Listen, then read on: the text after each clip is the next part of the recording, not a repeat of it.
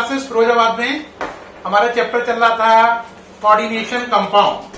आज उसमें हम वेरी इंपॉर्टेंट टॉपिक पढ़ने जा रहे हैं। टॉपिक का नाम है VBT, valence bond theory in coordination compound. VBT पढ़ेंगे। वीबीटी में इन्होंने कहा है कि देखो भाई, जो मेटल है, सेंट्रल मेटल है, सेंट्रल मेटल एटम या आयन है, उसका काम है sp-d-f ऑर्बिटल प्रोवाइड करना। उसका काम है sp-d orbital, s orbital, p orbital, d orbital provide कराना। वो ऑर्बिटल एम्प्टी है। उन एम्प्टी ऑर्बिटल को ये किसको प्रोवाइड कराता है? आंसर लिगेंड को। किसको प्रोवाइड कराता है? लिगेंड को। लेकिन लिगेंड को देने से पहले उन एम्प्टी ऑर्बिटल को पहले ये हाइब्रिडाइज करता है, फिर हाइब्रिडाइज करने के बाद फिर ये लिगेंड को प्रोवाइड कराता है। लिगेंड उन ऑर्बिटल को, जो एम्प्टी ऑर्बिटल है सेंट्रल मेटल एटम की या सेंट्रल मेटल आयन की, लिगेंड उन्हें अपने लॉन पेयर से भर देता है। तो लिगेंड का काम है लॉन पेयर देना, और सेंट्रल मेटल एटम या सेंट्रल मेटल आयन का काम है खाली sp-d ऑर्बिटल प्रोवाइड कराना। लेकिन उन्हें प्रोवाइड कराने से पहले उनमें हाइब्रिडाइजेशन करना। ठीक है, यानी sp-d ऑर्बिटल खाली पड़ी हैं, पहले उन्हें हाइब्रिडाइज कर लो। हाइब्रिडाइज करने के बाद उन्हें लिगेंड को प्रोवाइड कर दो, जिससे लिगेंड उन्हें अपने लॉन पेयर से भर दे। ठीक बच्चों, अब बात रही कि भाई d ऑर्बिटल कौन सी लोगे? आंसर d ऑर्बिटल में हम d ऑर्बिटल लेंगे, जैसे अगर मान लो s सबशेल है 4s, तो d ऑर्बिटल में मैं कोई भी चॉइस कर सकता हूं। 3d भी यूज कर सकता हूं, 4d भी यूज कर सकता हूं। अगर 4s को ns मान लिया जाए तो इसका मतलब ये n-1d हो गया और ये हो गया nd। तो ns के लिए n-1d और nd दोनों प्रकार की ऑर्बिटल का इस्तेमाल किया जाएगा। क्या बात क्लियर हो रही है? अब बात आती है कि सर इसको थोड़ा सा वैसे बताओ। देखो, जैसे हमने लिखा K4FeCN6, तो मैं ये कह रहा हूं ये सेंट्रल मेटल एटम है, या सेंट्रल मेटल एटम या सेंट्रल मेटल आयन है ना। इसका काम क्या है? इसका काम है sp-d ऑर्बिटल प्रोवाइड कराना।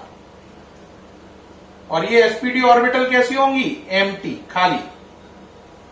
ये पहले खाली होंगी, फिर वो इन्हें हाइब्रिडाइज करेगा और हाइब्रिडाइज करने के बाद प्रोवाइड करा देगा, और लिगेंड उन्हें अपने लॉन पेयर से भर देगा। किन्हें?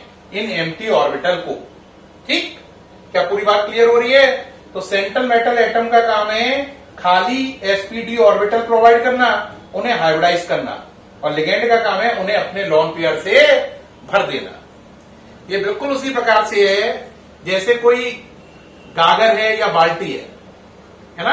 बाल्टी को मान लो ऑर्बिटल, तो बाल्टी आई, एक आदमी ने बाल्टी को अच्छे से साफ सुथरा किया, इसे मान लो हाइब्रिडाइजेशन। जब वो साफ सुथरी हो गई, अच्छे से मांज दी उसे, फिर उसमें हमने क्या भर दिया? पानी। पानी को मान लो लॉन पेयर। ठीक, तो जो बाल्टी है वो आपकी क्या है? Empty orbital. उसकी साफ सफाई क्या है? हाइब्रिडाइजेशन। फिर उसे किससे भरना है? पानी से। ये कहलाएगा लॉन पेयर फिलिंग। ये काम कौन करेगा? लिगेंड, है ना। तो पानी आप भर रहे हो मान लो, तो आप लिगेंड हो। क्या पूरी बात समझ में आई? अब एक बात और याद रखना, अगर आपको याद हो तो मैंने एक बात बताई थी आपको। आप कहोगे क्या सर? बेटा, जो लिगेंड होता है उस पर जैसे 5d ऑर्बिटल है, याद करो। तो ये 5d ऑर्बिटल दो सेट में टूटती थी, एक में 3 और एक में कितनी होती थी? 2। एक में 3 है, इसको बोलते थे हम T2G। एक में 2 है, इसे बोलते थे हम EG सेट। क्या बोलते थे? EG। ये EG, ये T2G। ये ऑर्बिटल किसकी है? आंसर सेंट्रल मेटल आयन की या सेंट्रल मेटल एटम की। और ये 3 और 2 के सेट में टूटी। क्यों टूटी? क्योंकि लिगेंड का असर पड़ रहा है। किसका? लिगेंड का। लिगेंड की वजह से टूट रही है 3 और 2 में। अब यहां पे 2 ऑप्शन है। लिगेंड अगर आपका कैसा है? वीक। कैसा है? वीक, तो ये ऐसे टूटेगी। आप कहो सर अगर स्ट्रांग होता तो? अगर ये स्ट्रांग होता तो जरा देखना क्या अंतर आता। अगर ये स्ट्रांग होता तो क्या अंतर आता, जरा देखें।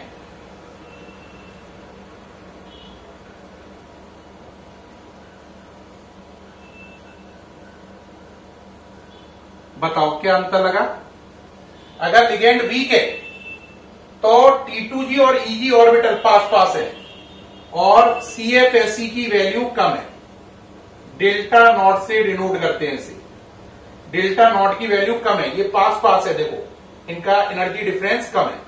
लेकिन अगर आप ही का यहीं पे लिगेंड कैसा है, स्ट्रॉन्ग, अगर लिगेंड कैसा है, स्ट्रॉन्ग लिगेंड है, तो ये ऑर्बिटल आपकी दूर दूर हो जाएंगी T2G और EG, और यहां पर CFSE यानी डेल्टा नॉट की वैल्यू बहुत बड़ी होगी। तो ये अंतर है वीक और स्ट्रॉन्ग लिगेंड का। वीक लिगेंड T2G और EG ऑर्बिटल को तोड़ता है और ऐसे पास पास रहती हैं। स्ट्रॉन्ग लिगेंड भी तोड़ता है लेकिन वो दूर दूर हो जाती है, गैप बहुत बड़ा हो जाता है। CFSE बहुत बड़ी हो जाती है। CFSE को डेल्टा नॉट से लिखते हैं, ये लिखा हुआ है। फुल फॉर्म है crystal field stabilisation energy. Crystal field stabilisation energy. तो वीक और स्ट्रॉन्ग लिगेंड में यह अंतर होता है। वीक लिगेंड के केस में CFSE कम होती है और स्ट्रॉन्ग लिगेंड के केस में CFSE बहुत ज्यादा होती है। अब आप कहोगे सर मुझे कैसे पता चलेगा कि दिया गया लिगेंड स्ट्रॉन्ग है या वीक है। बिल्कुल सही बात, आप कैसे पहचानोगे कि लिगेंड स्ट्रॉन्ग है या वीक है। इसके लिए एक सीरीज दी गई है, टेबल दी गई है। उस टेबल का नाम है स्पेक्ट्रोकेमिकल सीरीज। स्पेक्ट्रोकेमिकल सीरीज को देखकर कोई भी बच्चा भी बता देगा कि दिया गया लिगेंड स्ट्रॉन्ग है या वीक है। यानी कि लिगेंड स्ट्रॉन्ग है या वीक है, इसको डिसाइड हम करते हैं एक टेबल से, है ना। उस टेबल का नाम है स्पेक्ट्रोकेमिकल सीरीज। अब आपका तुरंत क्वेश्चन होगा, सर स्पेक्ट्रोकेमिकल सीरीज बनवा दीजिए जिससे मुझे आपसे पूछना नहीं पड़े, मैं अपने आप ही पता कर लूंगा ये लिगेंड स्ट्रॉन्ग है और ये लिगेंड वीक है। ठीक है ना। अब स्पेक्ट्रोकेमिकल सीरीज बनाए, उससे पहले थोड़ा सा आप ये देख लो, ये वीक लिगेंड के केस में बताया है क्या होगा। ये ऑर्बिटल किसकी है, सेंट्रल मेटल एटम की। अटैक किसने किया, वीक लिगेंड ने। ये पास पास है, CFSE कम है, और यही लिगेंड अगर स्ट्रॉन्ग हुआ तो CFSE बहुत ज्यादा होगी। ठीक है। अब आपके मन में क्वेश्चन क्या होगा, सर स्पेक्ट्रोकेमिकल सीरीज बता दीजिए, वो आपने नहीं बताई है। तो बेटा आप शुरू करते हैं स्पेक्ट्रोकेमिकल सीरीज। देखिए भाई पहले स्पेस बना दें इसको इरेज करके, है ना। स्पेक्ट्रोकेमिकल सीरीज के लिए स्पेस बन गया, तो हेडिंग है स्पेक्ट्रोकेमिकल सीरीज। अब एक प्यारा बच्चा पहला क्वेश्चन क्या कहेगा, इस सीरीज का फायदा क्या है।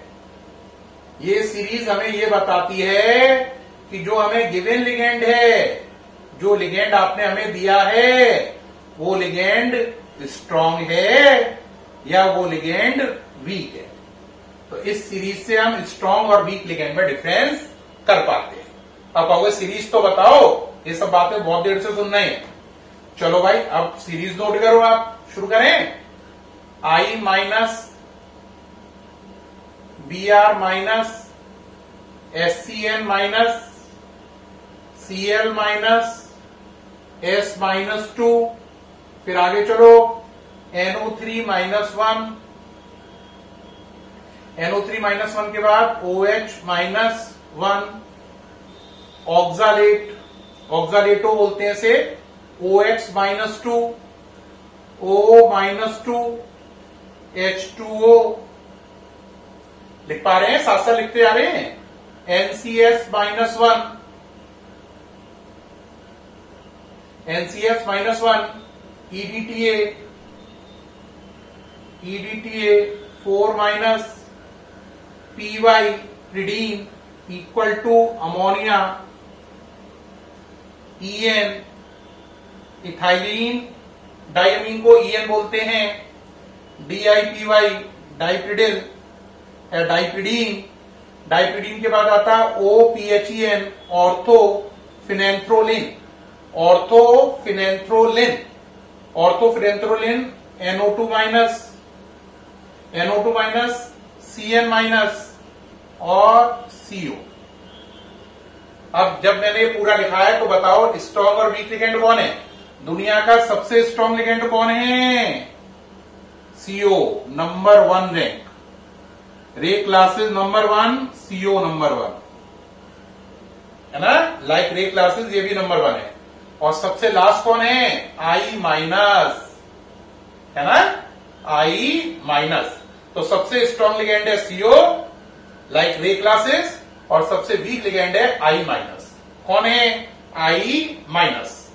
अब एक बच्चा बोलेगा सर इसमें आपने सारे लिगेंड लिखे हैं स्ट्रॉन्ग और वीक, स्ट्रॉन्ग कहां से कहां तक है? बेटा स्ट्रॉन्ग लिगेंड सबसे ज्यादा है सीओ और स्ट्रॉन्ग लिगेंड खत्म होते हैं यहां तक, यानी कि सीओ से लेकर एनसीएस माइनस तक सब स्ट्रॉन्ग लिगेंड है। और H2O से लेकर देखो जिसके नीचे अंडरलाइन करते आ रहे हैं सारे, ये सारे वीक लिगेंड है यहां तक। तो वीक लिगेंड कौन कौन है? H2O, O-2, OX-2, OH-1, NO3-1, S-2, Cl-1, SCl-1, Br-1, I-1। यहां से यहां तक ये सारे वीक हैं और यहां से यहां तक ये सारे स्ट्रॉन्ग हैं। सबसे ज्यादा स्ट्रॉन्ग कौन है? Cl- और सबसे ज्यादा वीक कौन है? I-। क्या आप समझ गए? ये इसका नाम क्या है? Spectrochemical series. ये सीरीज हमें बताती है कि कौन सा लिगेंड स्ट्रॉन्ग है और कौन सा लिगेंड वीक है। ये मैं सामने से हट गया हूं, आप सीरीज को नोट कर लीजिए। पहले सीरीज को नोट करते जाइए। कर रहे हैं? स्पेक्ट्रोकेमिकल सीरीज को नोट कर लीजिए। दुनिया का सबसे स्ट्रॉन्गेस्ट लिगेंड कौन है? सीओ। और लास्ट लिगेंड स्ट्रॉन्ग में कौन है? NCS minus.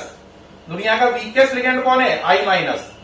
वीक का स्टार्टिंग कहां से होता है? H2O से स्टार्ट होकर आई माइनस तक, और सीओ से एनसीएस माइनस तक ये सब स्ट्रॉन्ग है। ये सारे स्ट्रॉन्ग है, ये वाले यहां तक। यहां से वीक शुरू हुआ और यहां पर खत्म हुआ। स्पेक्ट्रोकेमिकल सीरीज उम्मीद है आपने नोट कर ली होगी। इसका पूरा नाम है ऑर्थोफिनेंथ्रोलिन। ऑर्थोफिनेंथ्रोलिन, ठीक। इसका नाम है इथाइलिन डायमीन, इसका नाम है डाइप्रिडीन, इसका नाम है ethylene diamine tetra acetato, ethylene diamine tetra acetato. इसका नाम है प्रिडीन, इसका नाम ऑक्सालेटो। बाकी के तो आते होंगे, सरल से लिखे हुए हैं। साइनाइड है, कार्बन मोनोऑक्साइड है, डाइप्रिडीन है। ओके है, हटा दें ये, ठीक। अब बात रही, ये हमें लिगेंड पता चल गए। अब इससे क्या फायदा है? देखो बेटा इससे क्या फायदा समझना। अगर आप पर 4 लिगेंड अटैक कर रहे हैं, कितने? 4। जितने लिगेंड अटैक करें उसे बोलते हैं कोऑर्डिनेशन नंबर। उससे ज्योमेट्री या शेप एसोसिएटेड होती है। क्या जुड़ी होती है? ज्योमेट्री, जिसका दूसरा नाम है शेप। अगर आप पे 4 लिगेंड अटैक कर रहे हैं तो आपकी ज्योमेट्री हो सकती है टेट्राहेड्रल। अगर ये चारों लिगेंड वीक हैं, और अगर 4 में स्ट्रॉन्ग है ये लिगेंड, तो आपकी ज्योमेट्री टेट्राहेड्रल की जगह स्क्वायर प्लेनर होगी, ठीक। अगर आपका इसमें हाइब्रिडाइजेशन वर्ड और नोट कर लो, हाइब्रिडाइजेशन। अगर टेट्राहेड्रल है तो हाइब्रिडाइजेशन sp3 होगा, और स्क्वायर प्लेनर है तो हाइब्रिडाइजेशन dsp2 होगा, ठीक। अगर आपका कोऑर्डिनेशन नंबर 5 है, कितना है? 5, स्ट्रॉन्ग या वीक। हाइब्रिडाइजेशन जो आपका है, यहां पर भी 2 केस बन जाएंगे, 5 में स्ट्रॉन्ग या वीक। 5 वाला आपके कोर्स में नहीं है, आप चाहे तो लीव कर सकते हैं। 4 के बाद 6 है डायरेक्ट कोर्स में। 6 में फिर 2 केस हो जाएंगे, वीक और स्ट्रॉन्ग। एक बच्चा बोलेगा क्या 5 में भी 2 केस होते हैं? हाँ, 5 में भी 2 केस होते हैं, स्ट्रॉन्ग और वीक। लेकिन आपके कोर्स में केवल कोऑर्डिनेशन नंबर 4 और 6 है, 5 है नहीं, इसलिए मैंने लिखा नहीं है। अगर कोई 5 का जानना चाहे तो बता देना, ऐड कर देंगे। 6 पर अगर स्ट्रॉन्ग है, 6 में अगर वीक है तो हाइब्रिडाइजेशन होगा sp3d2, और अगर स्ट्रॉन्ग है, वीक होने पर sp3d2, स्ट्रॉन्ग होने पर d2sp3। sp3d2 हो या d2sp3 हो, शेप ऑक्टाहेड्रल ही होगी। कौन सी होगी? ऑक्टाहेड्रल। दोबारा चेक करो, 4 पर वीक होने पर sp3 हाइब्रिडाइजेशन टेट्राहेड्रल, 4 पर स्ट्रॉन्ग होने पर dsp2 hybridisation square planar shape, 6 पर वीक होने पर sp3d2 शेप ऑक्टाहेड्रल, 6 पर स्ट्रॉन्ग होने पर d2sp3 शेप ऑक्टाहेड्रल। यहाँ पे वीक स्ट्रॉन्ग का मतलब क्या है? वीक का मतलब वीक लिगेंड का अटैक और स्ट्रॉन्ग का मतलब स्ट्रॉन्ग लिगेंड का अटैक। कौन सा लिगेंड है उसके आधार पर बोला वीक या स्ट्रॉन्ग। समझ में आई? लिगेंड वीक है तो वीक, स्ट्रॉन्ग है तो स्ट्रॉन्ग। अब एक बच्चे के यहां पर पूरा कंसर्निंग में कोई डाउट तो नहीं रह गया? एक रह गया खाली। वो कहेगा सर sp3d2 और d2sp3 लिखने में क्या अंतर है? बेटा sp3d2 का मतलब ये है, बात समझना, कि अगर s4s है तो p भी 4p है और d भी 4d है। लेकिन अगर आपने लिखा d2sp3 तो इसका मतलब है अगर s4s है तो p तो 4p है लेकिन d 3d है। यानी अगर d पहले लिख रहे हो तो n-1 वाली होती है, ये n है तो ये n-1 है, और d बाद में लिख रहे हो तो ये भी n है और ये भी n है। यानी अगर s के आगे 4 आया तो ये 4, इसके आगे 5 आया तो ये 5, लेकिन अगर इसमें s के आगे 5 आया तो ये 4 होगी, इसके आगे 4 आया तो ये 3 होगी। sp3d2 का मतलब है spd सेम लेवल की है, सेम शेल की है, और d2sp3 का मतलब है s और p सेम शेल की हैं और d उससे एक शेल पीछे वाली है, यानी n-1 d सब शेल है। क्लियर हुआ? अब बात आती है, ये सारा नोट कर लीजिए। अब बात आती है कि सर हमें सारे एग्जाम्पल दीजिए, हमें बात अभी क्लियर नहीं हो रही है। अभी तो आपने ये जो बताया पीबीटी ये समझ में तो आ रहा है हमें, लेकिन हमें एग्जाम्पल दीजिए जिससे हमें समझ में आए डिटेल में कि कोऑर्डिनेशन नंबर 4 पे स्ट्रॉन्ग का केस क्या है, वीक का केस क्या है, कोऑर्डिनेशन नंबर 6 पे स्ट्रॉन्ग का केस क्या है, वीक का केस क्या है, कैसे करते हैं। एग्जाम में अननोन केस आए तो मैं कैसे बनाऊंगा, या कोई 2-4 केस रटना कुछ भी नहीं है, एग्जाम में पता नहीं क्या केस आएगा। तो हम नेक्स्ट वीडियो में कोऑर्डिनेशन नंबर 4 में स्ट्रॉन्ग और वीक के केस को डिस्कस करेंगे, और ऐसे ही कोऑर्डिनेशन नंबर 6 में स्ट्रॉन्ग और वीक वाले सारे केसों को डिस्कस करेंगे। ये काफी लंबा रहेगा, काफी देर का टॉपिक है ये, इसमें बहुत टाइम लगेगा, इसलिए इसे नेक्स्ट वीडियो में ले जाएंगे। मतलब हो सकता है इसे 2-3 वीडियो के अंदर कवर किया जाए, है ना। अभी मैं सामने से हट गया हूं, ये नोट कर लो। आपने सारा नोट कर लिया है मेरे ख्याल से, कर लिया है? ठीक। तो प्यारे बच्चों, नेक्स्ट वीडियो में मुलाकात होगी इसके एग्जाम्पल की डिटेल के साथ। नेक्स्ट वीडियो में आपको बहुत मजा आएगा, अल्ट्रा क्लियर होगी थ्योरी वीपीटी। यहाँ पे वीपीटी को मैंने समझाया है, अगले में हम उसके अंदर तक घुस जाएंगे और बाल की खाल निकालकर एक एक चीज को, एक एक टॉपिक को दिमाग में सेट कर देंगे। और याद रखना, वीबीटी गारंटी है आईआईटी और नीट में आता ही आता है। तो जो बच्चों ने कंपटीशन देना है वो ध्यान रखें, वीबीटी अगर नहीं करोगे तो कंपटीशन में 1 से 2 क्वेश्चन का लॉस होगा, और एक क्वेश्चन पे तो मेरिट बदल जाती है भाई। तो नेक्स्ट वीडियो का वेट करें, तब तक के लिए बाय।